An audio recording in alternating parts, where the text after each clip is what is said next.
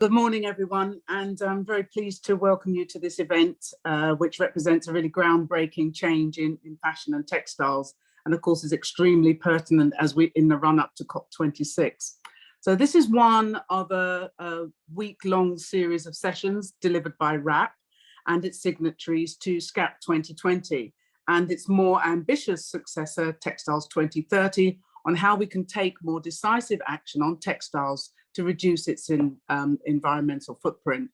I'm Lola Young, I'm Baroness Young of Hornsey in the House of Lords, and I'm going to host this event this morning. My interest in this is has really stemmed from a range of activities, including around modern slavery, but also about ethics and sustainability in the fashion sector, a group which I co-founded and which campaigns to develop more accountability in the fashion and textile sector. Now, with regard to today's agenda, in this session, we're going to hear about the power of collaboration, something which I'm sure is obvious, but is also sometimes can be quite difficult to enact. But it's about action coming together to make for groundbreaking change. And we absolutely need this kind of action on textiles, as we've already said. We're going to look back at SCAP 2020 and the key to its successful results. We're going to focus on the evidence-led action, which is really, really important, convening for collaboration and change, and tracking progress. We will also hear about Textiles 2030, of course, and its call to the sector for radical change.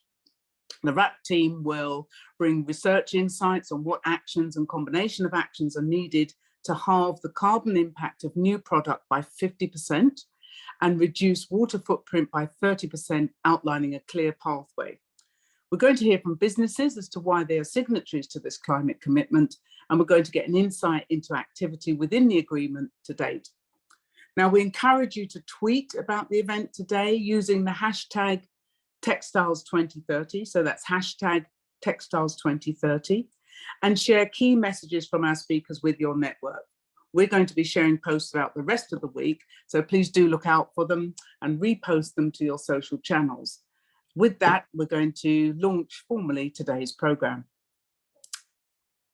First off, we're going to hear a video message from Minister Powell, Minister for the Department of Environment, Food and Rural Affairs, otherwise known as DEFRA. Thank you, David.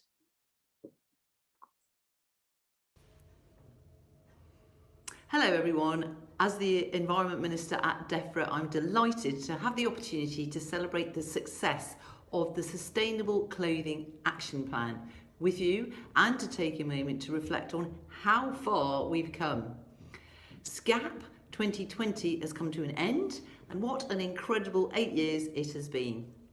When the initiative was first launched in 2012, understanding the significant environmental impact the fashion industry had was quite limited. We didn't really know very much about it. And businesses were rarely thinking about using sustainable cotton, designing for durability, or reusing and reselling clothes. SCAP signatories have made major strides and significant operational changes to their businesses, and it's exciting to see how sustainability has risen up the agenda, with business models being adapted and an increased use of more sustainable fibres like BCI cotton. And the SCAP signatories deserve much recognition for all their hard work in order to bring this about.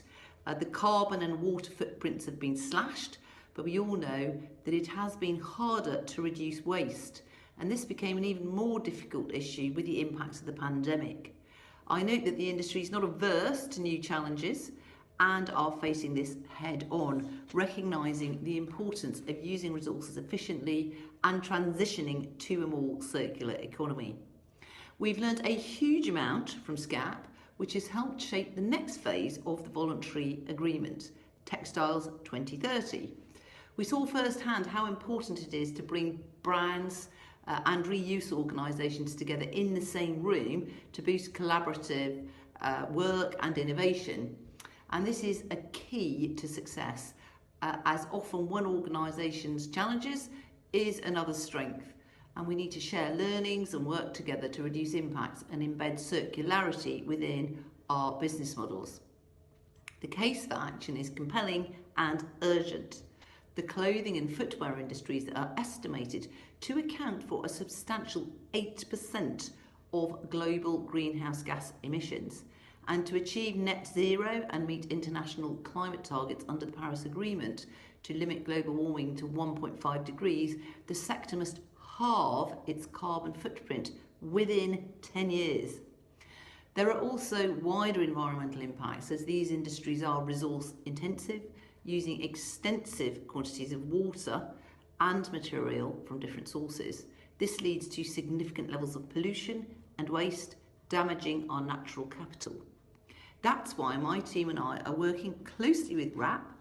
6 months ago, RAP launched Textiles 2030, the expert-led initiative which will accelerate the fashion and textiles industry's move towards circularity and system change in the UK. Textiles 2030 has stretching science-based targets, including halving the carbon footprint of new products by 2030 and achieving net zero by 2050 at the latest, as well as reducing the water footprint of new products sold by 30% by 2030. The initiative will also drive action on reducing waste and enhancing circularity. Businesses will be designing clothing and textiles which last longer, are made from reused fabrics and materials, and can be recycled at the end of their life. We've seen excellent engagement with Textiles 2030 so far. 85 organisations have committed to the initiative, including 21 brands and retailers representing over 60% of the UK clothing retails, 60% of UK clothing retail sales by volume. However, we want every clothing and textiles business in the UK to sign up. Through Textiles 2030 and our world-leading Environment Bill and landmark reforms, which will enable us to introduce regulatory measures to tackle the environmental impacts of fashion and textiles, the UK has the ability to be a global leader in sustainable fashion and textiles. We can lead the way and demonstrate what can be achieved when we work together and inspire other nations to create similar initiatives. And as we move on from SCAP to Textiles 2030, I want to personally thank all those organisations who have come on this journey with us.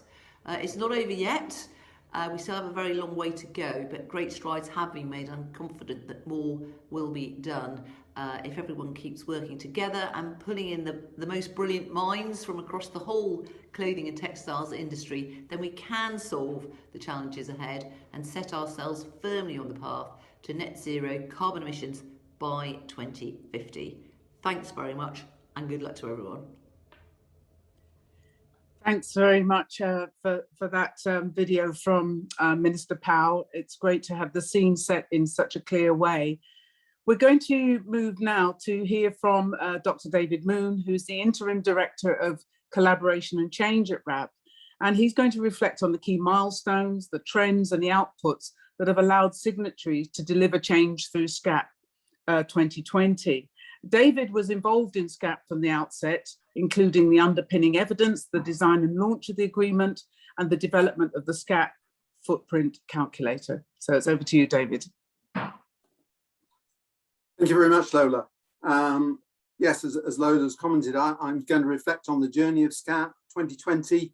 I think a few of us online today were there at the start, and it is very satisfying to have seen the journey through. You may be aware that the original Sustainable Clothing Action Plan was a DEFRA-led research programme. It was looking at clothing and its environmental impacts. And RAP took charge of this work back in 2011. So we initially worked with stakeholders looking at the evidence, and then we translated this into a call for action. We formally launched the SCAP 2020 commitment as a voluntary agreement in 2013. And today I will share the final results and the achievements with you. We've issued a press release on the SCAP results and the forward path into Textiles 2030. We've also published 3 reports. So there's a final legacy report on SCAP, which covers its results and its achievements and how they were delivered. We have published a 6-month progress report on Textiles 2030, so setting out how it's going to deliver climate action and help accelerate a circular economy in textile products and materials. And then we also have provided a detailed technical report on the SCAP data evaluation. So first of all, turning to the headlines. Against the 2012 baseline for SCAP, we have exceeded the carbon and the water targets. So these targets were for 15% reductions in the whole life footprint per tonne of clothing placed on the market by the SCAP signatories. We've achieved over 21% for carbon and 18% for water. So in the run up to COP26, I think that's a great story of real world delivery.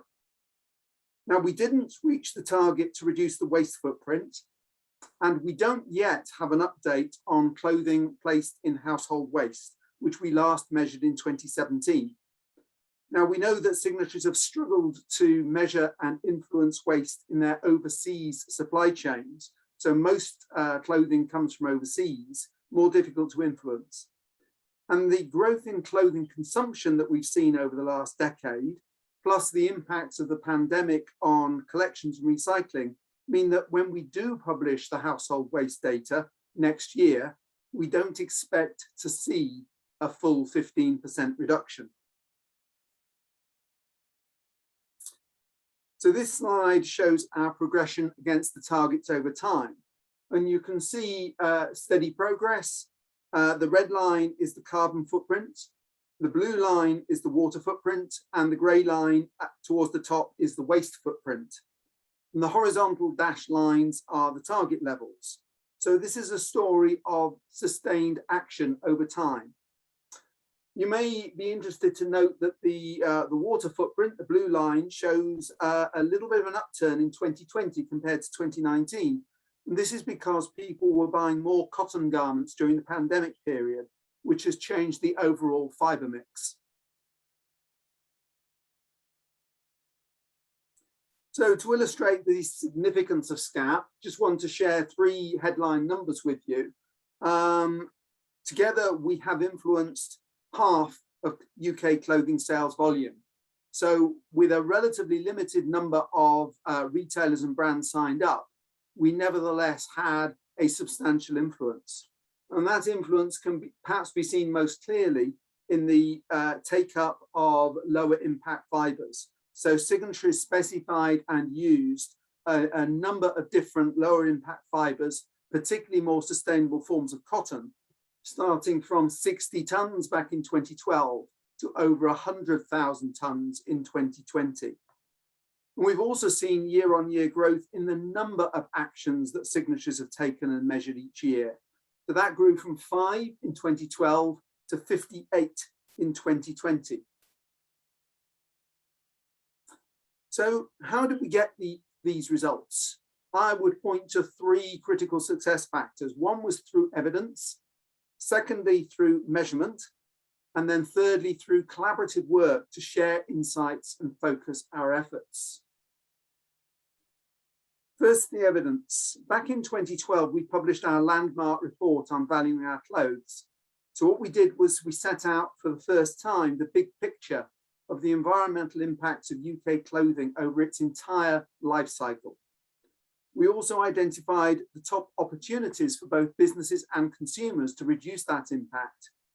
And we argued for a voluntary agreement in the clothing sector. And further evidence work has followed throughout SCAP. The next critical success factor was measurement. So at an early stage, we developed our footprint tool. And this enabled each signatory to report data and to calculate the footprints of their entire portfolio of clothing sales. So not just looking at individual products, which had been done before, but to look at the entire portfolio of what they were placing on the market. They have also used the tool for scenario modeling. So this helped them to assess which actions would make the biggest difference. And as the timeline on the left shows, we actually passed the SCAP target levels for carbon and water in 2019.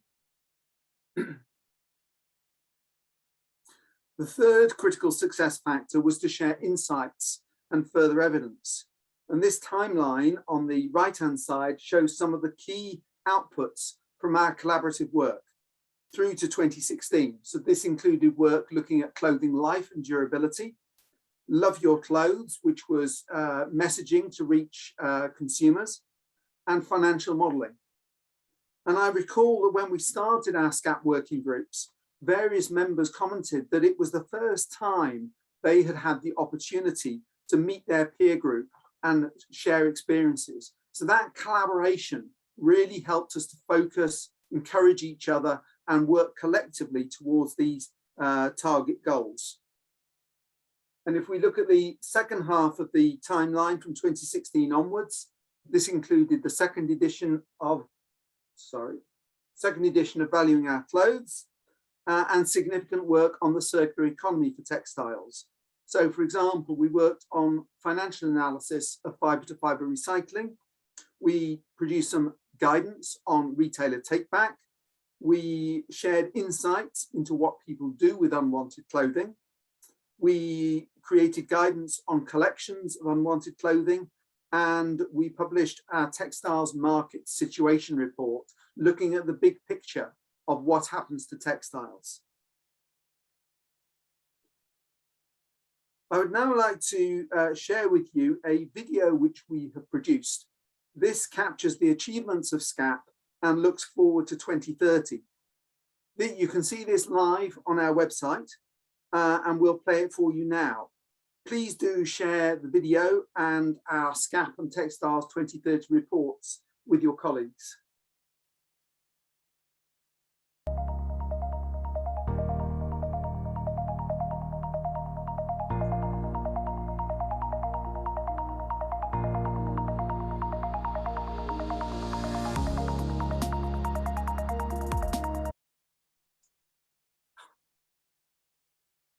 The Sustainable Clothing Action Plan, SCAP, was created in 2012 in response to the landmark RAP report, Valuing Our Clothes.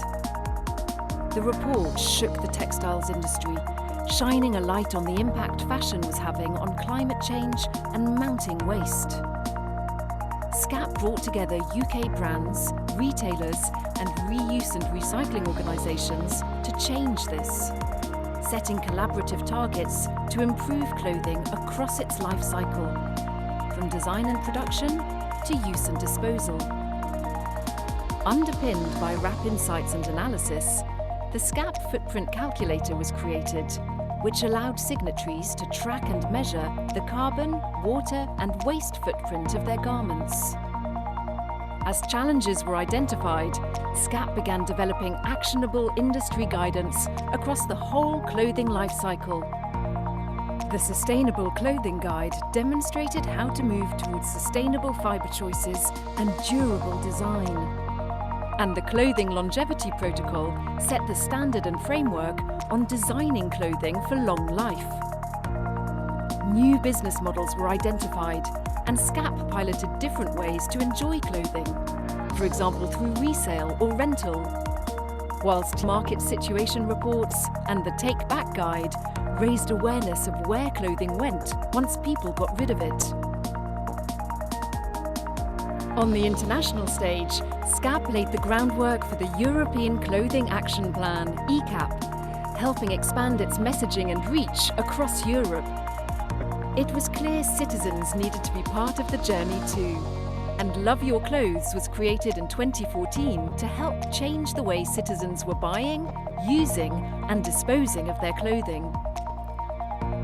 Above all, SCAP opened the door for dialogue between all parts of the textiles industry for the first time. This fostered greater understanding of the challenges each organisation faced and allowed for a more holistic approach to solutions. But as SCAP draws to a close, the need for continued change across the industry is more urgent than ever. This need drives us forward into the next phase, where we build on the learnings of the past 9 years through Textiles 2030. Bigger and more ambitious in scale than SCAP, Textiles 2030 will ensure we meet the challenges we face and avoid the catastrophic impact the fashion and textiles industry could create.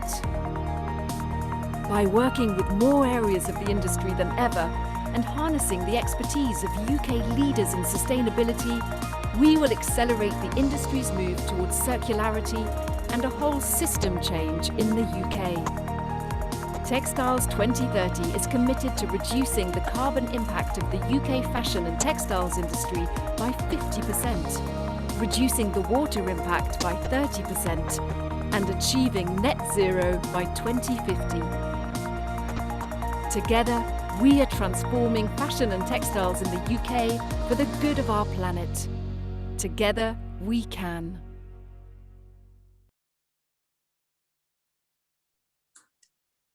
Thank you. I'll now hand over to my colleague, Sarah Gray. Beyond the progress made by SCAP, the textile sector does need to go much further and faster to achieve the goals of the Paris Climate Agreement. And Sarah is going to talk about how this might be achieved.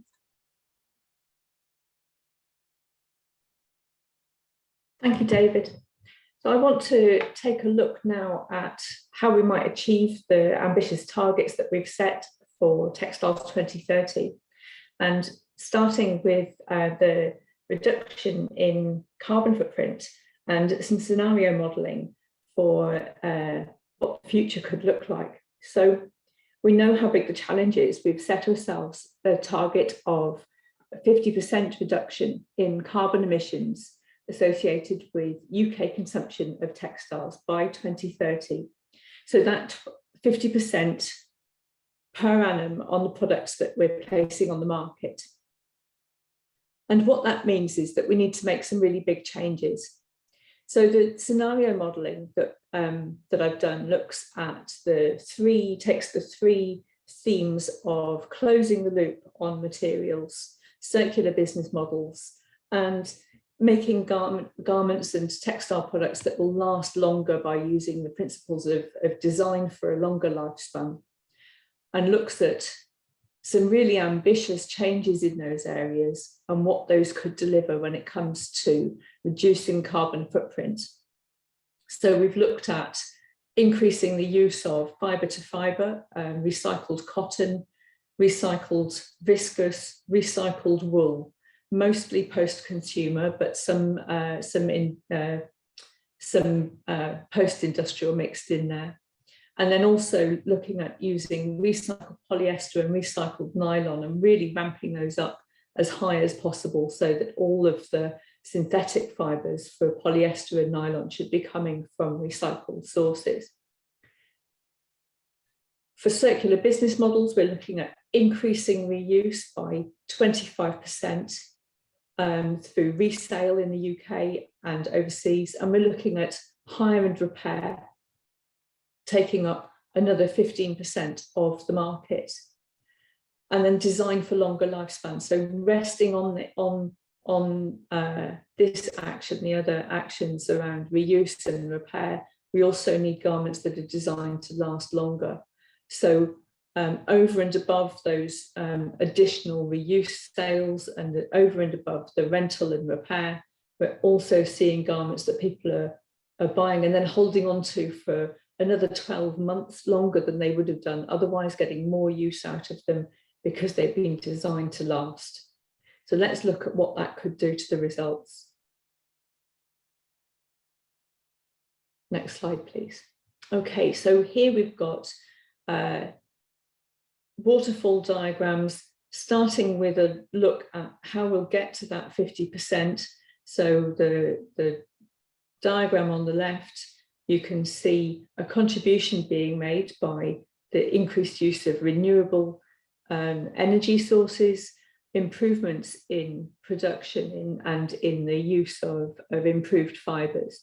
So there's some improvements coming from those, and those will get us perhaps half the way. So improved fibres continuing to be adopted, that's playing a part there. Improved processing, we've already seen some inroads in those areas through SCAP, and so we've modelled that will continue to be the case. But what's different with Textiles 2030 is that we're really going to ramp up the efforts that we've made so far on circularity, we're going to put further effort into closing the loop on materials and further effort into reuse and design for longer life. So what that could do, you can see the top right chart shows us the impact of closing the loop on materials and using more recycled fibres. And that's playing really quite a significant part. So we've got around 12% total reduction through those efforts combined. And then the bottom right, you can see resale, hire and repair, those circular business models, those are contributing perhaps another 7% together. And the extended life, people holding onto their clothes for longer, that's another sort of 8 or 9% reduction. So that's where our carbon footprint reduction of 50% could come from. Now, I should emphasize this is just one scenario. So it's not a projection. It relies on all of those things going along the path that we've projected here. But there could be other ways that 50% could be achieved. So we could see more recycling of one fibre or another than predicted. We could see greater uptake of resale, or we might decide that actually people just want to hold on to their clothes for longer. So you could come up with different scenarios, but this looks like an achievable way to get to 50% reduction by 2030. It's still a really big ambition. It's still a huge challenge, but it is achievable.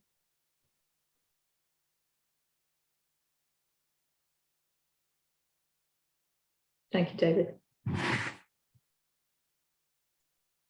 Thank you indeed, Sarah. So Sarah has set out the changes that could achieve climate goals in the textile sector, and we'll now bring you up to date on Textiles 2030, the UK's Sustainable Textiles Action Plan, which is a really practical way of delivering change and delivering the sorts of outcomes that Sarah has outlined. So I'm going to talk about the role of Textiles 2030, and then my colleagues Catherine Timms and Claire Carroll will update you on delivery. Why are we focusing on clothing and textiles? Well, first of all, because they account for around 8% of global greenhouse gas emissions over their life cycle. In COP terms, that's quite significant. Secondly, we need to halve these emissions if we're going to keep 1.5 degrees alive, which is the whole focus of COP26. Thirdly, we're focusing on it because we've been buying more clothes, and that's been exacerbating the problem. And fourthly, we don't wear many of the clothes we buy, and we put 1/3 of a million tons of clothing into household waste each year. Textile production is resource intensive. So ultimately, what we need to do is cut the demand for primary resources. So the headline targets for our new agreement, Textiles 2030, are centered on climate action and cutting water footprint. And then there's a third target to be defined for materials intensity. On climate, our target is to halve aggregate greenhouse gas emissions of new products. So this is what's needed to keep 1.5 degrees alive. On water, we're aiming for a 30% reduction in the aggregate water footprint of new products. And then to accelerate the circular use of textiles and cut that demand for primary resources, we're working collaboratively on 3 areas. So first of all, design. So that includes design for durability, recyclability, use of recycled content, and minimizing waste. Second, as Sarah indicated, we're looking at implementing reuse business models, such as resale and buyback. And then thirdly, we're looking to close the loop on materials. We need to increase the supply and the use of recycled fibers and fiber-to-fiber recycling. And Textiles 2030 builds on what we achieved in SCAP. So from SCAP, we're taking key elements such as footprint measurement, the collaborative working groups, and the sharing of evidence. In Textiles 2030, what we're then doing is widening participation and collaboration to many more businesses. As you heard from the DEFRA Environment Minister, Minister Powell, we're looking ideally for the whole sector to get involved. Secondly, we're following a clear roadmap for a circular economy in textiles. We're going to be piloting different solutions and influencing customers. We are already working with governments to inform policy, and we're equipping businesses to set their own targets, measure progress, and take action on the priorities. And as you can see at the bottom of this slide, Textiles 2030 is designed to be the UK national textile sector collaboration, making rapid science-based progress on circularity and on climate action. And there is a role for every type of stakeholder. So that's brands and retailers, the reuse and recycling sector, our knowledge partners, and government. Everyone around this diagram that you can see has a key role to play in achieving these quite ambitious outcomes. So if you'd like to find out more, please do get in touch. You know, if you want to contribute to climate action, if you want to learn from others, if you want to be able to measure your own progress, Textiles 2030 will help you do this. So please do join us. So now I'll hand over to Catherine. Thanks, David. Thank you for that. So I guess if we just move on to the next slide. We've heard this morning about the vision for Textiles 2030 and its potential for that transformative change in our sector. And it's my job, I guess, this morning to show you a little bit about how we're translating that ambition and that shared vision into action. So you will find out more about what we've been up to in our 6-month progress report, which we published yesterday on our website. But there are sort of 5 key areas where we've been making progress, and that's really around convening action and around measurement. It's around knowledge sharing and innovation and citizens. So next slide, please. So since launch at the end of April, we've been setting up various different structures, and we've convened groups around sort of governance and our advisory group with our signatories. We've been looking at measurement and policy and circularity groups and sprint groups. So our working groups are the main way that we bring together our Textiles 2030 signatories to tackle shared problems and to tackle the issues that we need to make and that we need to change so that our industry can change together. The metrics group really covers how we'll be measuring our impact. So it's around agreeing shared measurement parameters and around developing the Textiles 2030 calculator tool, which will be released in the new year. So the policy group really focuses on discussion and supporting discussion on the policy changes that are needed to make our progress more impactful. And the circularity group considers how we are going to move towards making textiles in the UK circular through innovation, through innovative business models, changes to design, and by using recycled materials. This group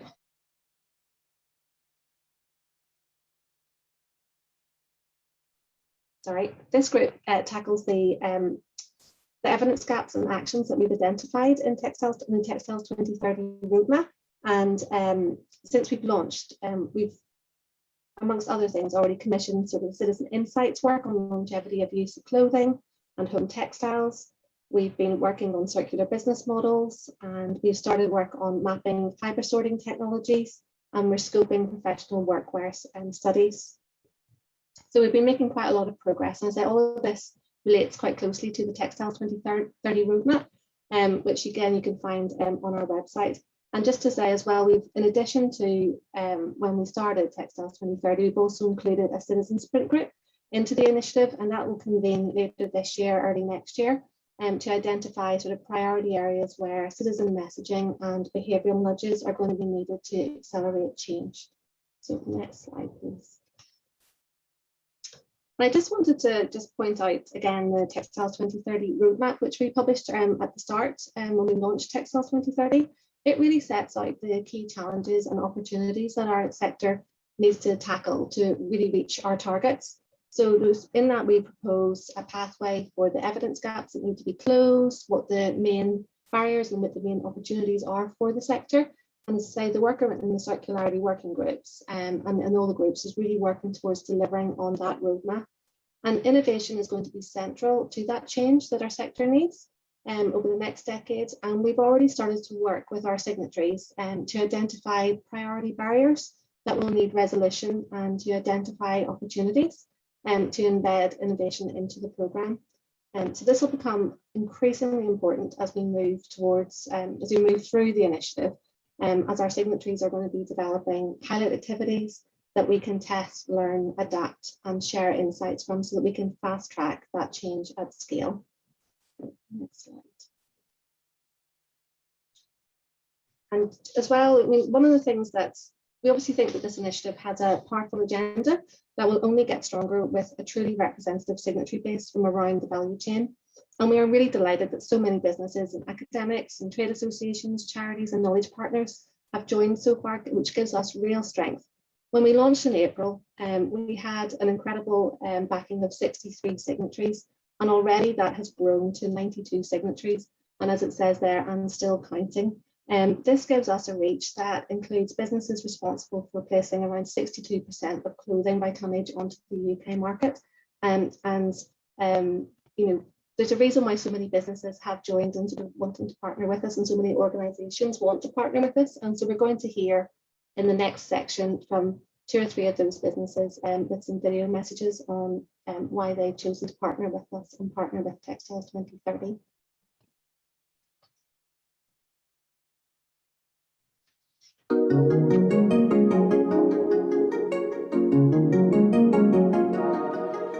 So we're super excited about joining Textiles 2030 because it's about getting different experts around sustainability together to try and talk about some of the ways that we can impact on the environmental challenges around textiles and the garment manufacturing industry. Working together to look at the way we can reduce water, the way we can reduce energy, and the way we can reduce textile waste.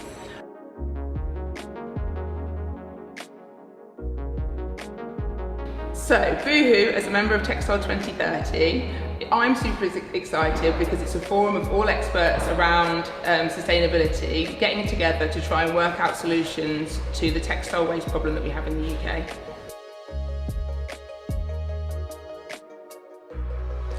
So an example of circularity, which is one of the fundamentals of Textile 2030, is looking at how we can repurpose our textile waste. So we've collected a number of units of waste from one of our suppliers and repurposed it into a lovely comfortable cushion that we're reselling on our PLT website.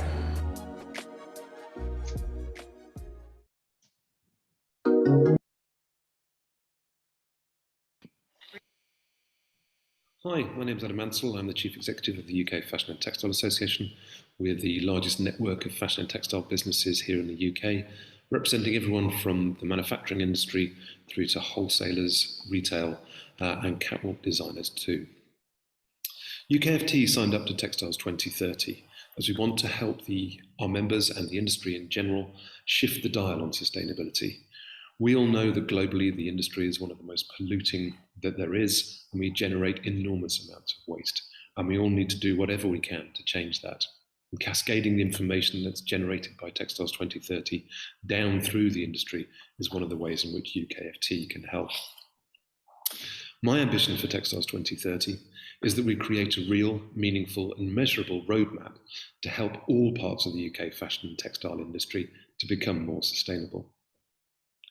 We need to create simple but effective tools for manufacturers, for brands, for retailers, and help push the message through to the consumers as well. It's great that Textiles 2030 are working on both policy and metrics at the same time, and also that the aim is not to duplicate some of the existing schemes that exist out there already. The sustainability arena is one that's incredibly complex. There are many players, there are many standards. So anything that we can do to drive simplicity, to deliver a really clear message to all of our members is got to be welcomed. And I'm very much looking forward to working with the rest of the Textiles 2030 signatures to deliver that. Thank you.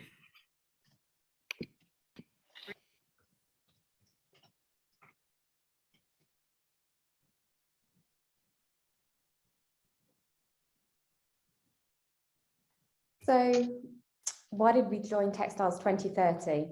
That's an easy one to answer. We recognise the global impact that textiles and textiles waste has on the environment, and we wanted to bring digital technology to the table. We strongly believe it's got a part to play in the war against waste. Our solution, Reward for Waste, engages, educates and incentivises citizens to reuse and recycle responsibly, bringing transparency, traceability and accountability to the supply chain through its unique coding technology. What's great about Textiles 2030 is it does feel like a collaborative approach to try to help solve the problem that we face. So I love working with like-minded individuals and companies, and ultimately what would be fantastic for us would be to run pilot programs using our technology to prove its impact. That would be brilliant. And in terms of what we're working on now, so much, too much. There's a lot of interest in Reward for Waste. Organisations are coming to us to help them achieve their EPR and DRS targets using Reward for Waste as a recycling platform, both locally and globally. Although it's a relatively new concept, we are seen as the digital recycling pioneers. It's a transformational time to be in digital. We are currently working on a larger scale across 100,000 households for our digital DRS solution, and we're obviously keen to run pilot trials with Textiles 2030. So 2021 has been a very busy year for us. 2022 looks to be even busier. And we're excited about what the future brings.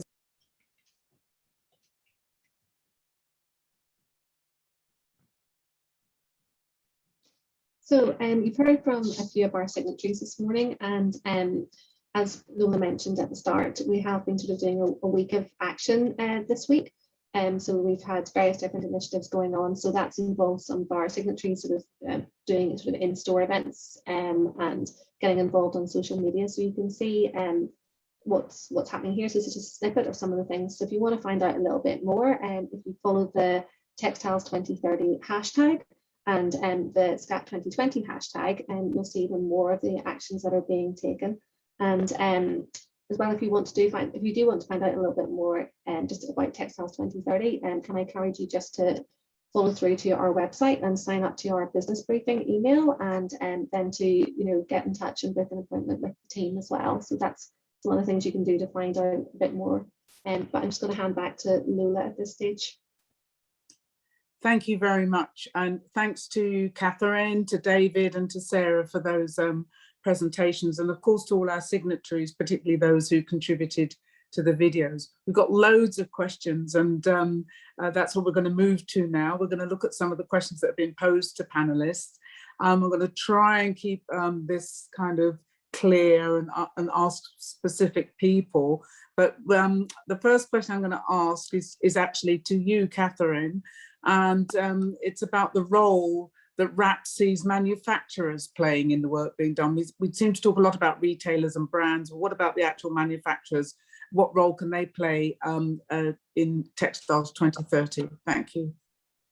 Thank you very much, Lola. I mean, in terms of manufacturers, I mean, they can bring so much in terms of actually making those system changes, and because of the volume that manufacturers are dealing with, it could be the small thing. It's some of the things that Sarah's been referencing in her presentation, and maybe actually Sarah's better to answer this question. So it is around sort of making those switches to renewable. It is around looking at processes, and I think just understanding sort of the carbon footprint and the water footprint from manufacturer activities, and being able to make those changes will really add value to the scheme overall. And yeah, traditionally we've worked more closely with brands and retailers, but for Textiles 2030, to make this really cross-cutting and deep impact, we do need to engage manufacturers, we do need to engage in innovation, we do need to engage many more different parts of the value chain just to make that change. So yeah, maybe somebody else can pick up on that, but thank you. Does anybody else want to pick up on that from the panel? I think that really captures it. In particular, I think for closing the loop on the use of fibres in fibre-to-fibre recycling, we have got to involve the manufacturers as a key part of that loop. Thank you, David. I'm going to move to try and get in as many questions as possible. So I'm going to shorten some of them with apologies to those who posed them. So there's a question here about cotton, and asking the slightly provocative question as to whether it's one of the worst fabrics in use, although people think of it as being natural and better than any synthetic fabrics. But the questioner asked quite a few questions that are related to the decomposition of cotton and so on. Is cotton any better than anything else? How does wrap address this particular issue? Who on the panel would like to have a go at that one? I don't think there's any perfect answer when it comes to a fibre. I was looking at some publicity from an NGO last week, which was making the case that we should stop using polyester in clothing. Now, polyester and cotton together make up the vast majority of the clothing we wear. You know, if you get rid of both of those fibres, then what fibres are we going to use at scale in our clothing? So I think the first step is to ensure that we are using lower impact forms of those fibres. That's something that SCAP in particular focused on. So the use of Better Cotton Initiative cotton, fair trade cotton, real cotton, organic cotton, all of those options help to reduce the impact of cotton. I think that is a first step. Maybe in the longer term, we find more sustainable alternatives.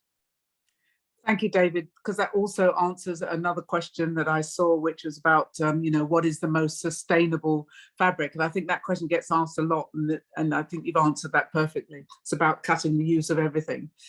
Okay, so as the majority is another question, as the majority of clothes sold in the UK are manufactured overseas, does the government count the embodied carbon and water from their production in the UK carbon emissions? So there's a couple of sub questions to that, but let's take that one first off. Who would like to address that?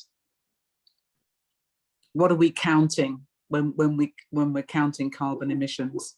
When the UK counts its emissions, it counts its territorial emissions. So the emissions that actually happen in the UK. I think this misses part of a substantial chunk of the impact. You need to think about what's the greenhouse gas footprint associated with consumption in the UK. Whether you look at food, where something like a third of our greenhouse gas footprint is associated with emissions overseas, or you look at clothing, where a substantial fraction is connected with impact overseas, maybe more than half. Sarah may know roughly the estimate of the overseas emissions, but yes, if you just look at territorial emissions, which is what the UK will count towards its obligations, then that is missing all the embodied emissions. Thank you for that. Was it Sarah? Did you want to come in on that at all? Well, I mean, what David said is absolutely right, and so yes, Textiles 2030, we're looking at all of the embodied emissions as well as the emissions in the UK, as well as the territorial emissions that the UK government count. And while the UK government is still interested, as in what the carbon footprint is as a whole, so that's something that they keep monitoring. We think it's really important to be able to address the challenges that the sector faces as a whole, so that yes, the embodied emissions are very much very much included in the impact that we're encouraging signatories to report. Thank you very much. Moving swiftly to another question, comment that it's really exciting and encouraging initiative, and very pleased to see that progress is being made.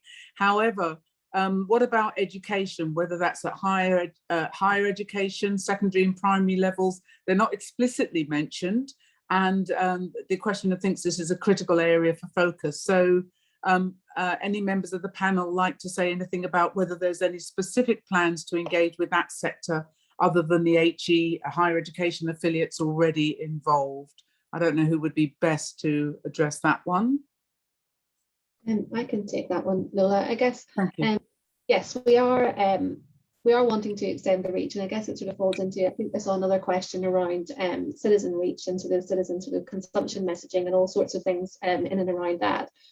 We are looking to extend the work of Textiles 2030, and there will be a point as we go further into the initiative where it will become much clearer what it is that we need to communicate to citizens around you know, some of the complex issues we've been talking about this morning, whether it's sustainable fibers, whether it's how to donate clothes, all those different things that we need to do, and how we move clothing away from landfill and how we extend use. So we will be encouraging through our citizens campaign, through our citizens teams, to sort of reach through to sort of higher education. I mean, I can draw a parallel to our recycling program where we've sort of been engaging with the Scouts and organisations like that as well, sort of to get those really clear messages through on how to take action and how to make a difference. So we will be working towards that as we get more mature in Textiles 2030 development.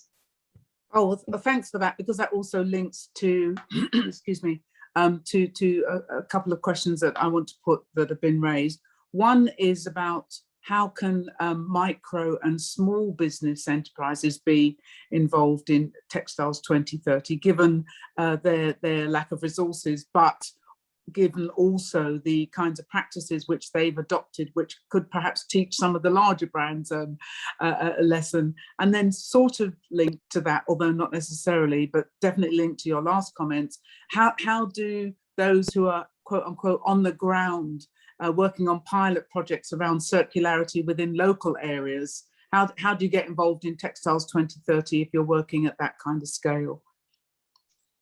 So I think there's a couple of different ways through. I guess for very small businesses, it may not be sort of cost effective to join in with Textiles 2030, but we are represented by, as you've heard, from some of the different trade associations and some of the different sort of knowledge sort of partners out there. So definitely the findings and insights from Textiles 2030 will filter through the different trade associations to reach smaller organisations.